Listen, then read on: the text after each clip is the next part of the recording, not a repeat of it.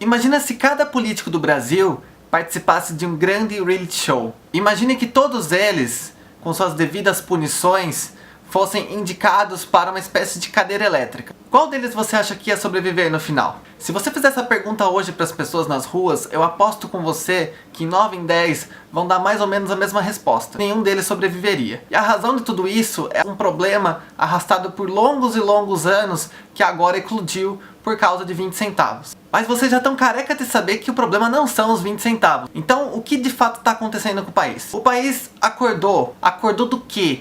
Qual é o problema? Não precisa ser muito inteligente para saber qual é o problema. O Brasil é conhecido por ser o país das filas. Tem fila para tudo. Tem fila para você ir no médico, tem fila para ir no banco, tem fila para ser atendido num colégio, tem fila no trânsito, tem quilômetros e quilômetros de fila que provavelmente daria para rodar o mundo se a gente desse a mão e fizesse uma cirandinha. O problema fica ainda mais visível quando você sabe que o dragão da inflação não é só uma lenda lendária que inventaram não. Eu vou dar um exemplo prático para vocês. Nesse final de semana eu conversei com vários amigos interessados em política e a gente debateu sobre uma série de coisas que poderiam estar influenciando no que está acontecendo agora. A inflação tá aí. Ela não tá tão na tua cara assim. Imagina a seguinte hipótese. Sabe aquele refrigerante que você toma todo dia? Ou aquele salgadinho que você compra, aquela barrinha de chocolate? Imagina que o dito cujo custa R$2. Se você voltar no dia seguinte e não tiver mais por 2 e sim R$3, você não vai ser tonto nem idiota. Pô, isso aqui ontem tava R$2. O que aconteceu? Isso é a chamada inflação. Mas a inflação ela não existe só de uma maneira direta e tão na cara assim. Eu posso fazer ela de um jeito bem mais propício. Eu posso simplesmente diminuir o valor da sua compra. Posso te dar menos e você continuar me pagando a mesma coisa. Se eu pegar um salgadinho que tem uma embalagem enorme e um vácuo de ar gigante e as batatinhas lá no fundo, e diminuir a quantidade de 500 gramas para 400, será que vocês vão notar de imediato? E é isso que está acontecendo no Brasil. Além da inflação direta, no preço das coisas que sobe, existe uma perda daquilo que a gente tem poder para comprar. Existe uma perda do poder aquisitivo. Não tem como eu tirar uma parte do transporte público, mas ele se desgasta. Ele é um equipamento assim como qualquer outro e na medida que vai se usando, ele vai se deteriorando. E se o investimento que eu pago, se aquele imposto que eu pago todo mês, que vem certinho na minha conta e que o governo nunca erra, se esse investimento não é repassado para os fins que deveria ser, o ônibus simplesmente vira um zumbi ambulante. Os ônibus que vocês veem hoje em São Paulo, em outras cidades do Brasil, não são o melhor exemplo de transporte público. Na verdade, nem são exemplo de transporte público. Em muitos casos, eles já estão além da cota, além da conta, rodando aos trancos e barrancos e levando um bando de gente que agora tem que pagar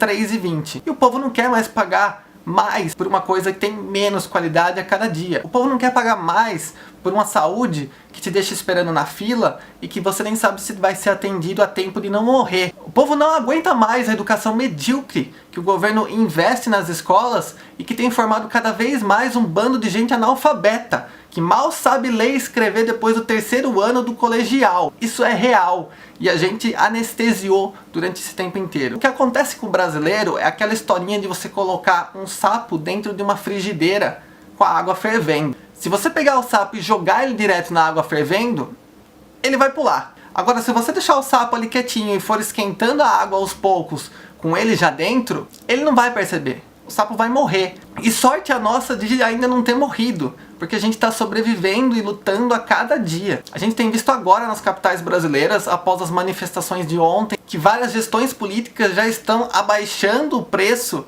de seus transportes. Inclusive aqui em Jundiaí, que é a cidade em que eu moro, a gestão pública não subiu o preço do Vale Transporte. Eles mantiveram os mesmos R$3 desde que foi sugerido aos governantes que aumentassem o valor. E aparentemente isso foi feito cortando os gastos da própria prefeitura e enxugando aquilo que não era mais tão necessário, como por exemplo horas extras dos próprios servidores. Como um desses amigos que eu conversei, o Daniel, que eu vou colocar o link aqui, já gravou falando a respeito, um exemplo de imposto bem aplicado é a Suécia. A Suécia tem um índice de imposto altíssimo, repassado para a população. Porém, tudo que você tem de público tem uma qualidade invejável. É um dos maiores países do mundo para você morar. E aqui no Brasil o negócio é ao contrário. Você não tem as coisas e o governo continua te enfiando a faca. A violência que a gente está vendo em São Paulo, que o pessoal perdeu o senso e partiu para o vandalismo, quebrou vidraça, estilhaçou tudo que tinha por lá, ela não é boa, ela não é justificável, mas ela é explicável. Todo mundo tá de saco cheio do que tá acontecendo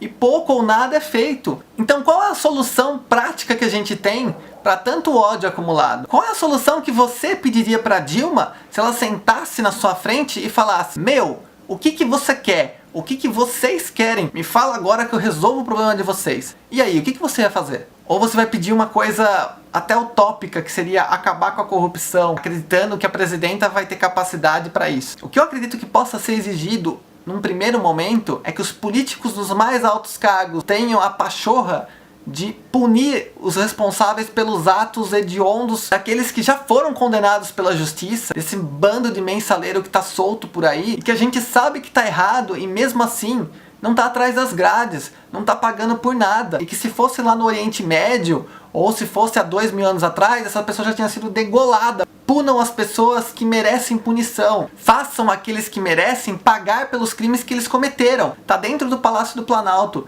Tá dentro de um monte de gestão pública que deixou se corromper nesse país desde que Portugal chegou aqui. Desde que a gente foi explorado por aqueles caras como uma nação que eles podiam ir e vir do jeito que quisessem, levando toda a nossa riqueza. Até que tiveram que sair de lá sem ter outra opção. Tiveram que vir quase sem escolha, com o rabinho entre as pernas pro Brasil, fugindo do que estava acontecendo na Europa naquela época. E o que a gente aprende com essa história toda? A gente aprende que as redes sociais hoje têm um poder imensurável. Assim como elas tiveram um papel fundamental na queda de Hosni Mubarak, criando um grupo de resistência, manifestando seus protestos, manifestando sua insatisfação com o governo, dessa vez o mesmo aconteceu por aqui. As redes sociais, que na verdade sempre existiram, pois são as conexões entre as pessoas, agora não têm a força das mídias sociais, do Facebook, do Twitter, do YouTube, do Instagram, do Tumblr e de todas as outras mídias possíveis para divulgação da informação nua e crua. A mídia não tem mais como manipular a informação, não da maneira que era feito antes. Ela não é mais a única detentora daquela informação.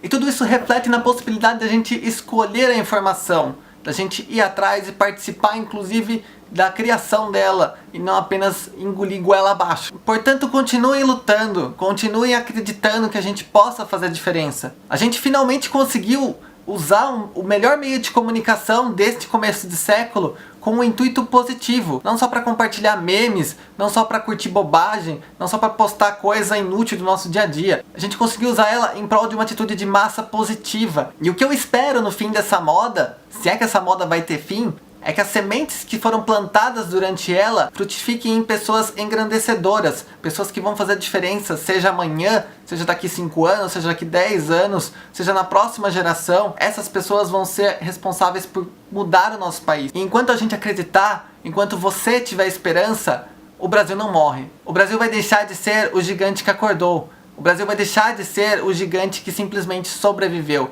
O Brasil vai passar a ser o gigante que viveu.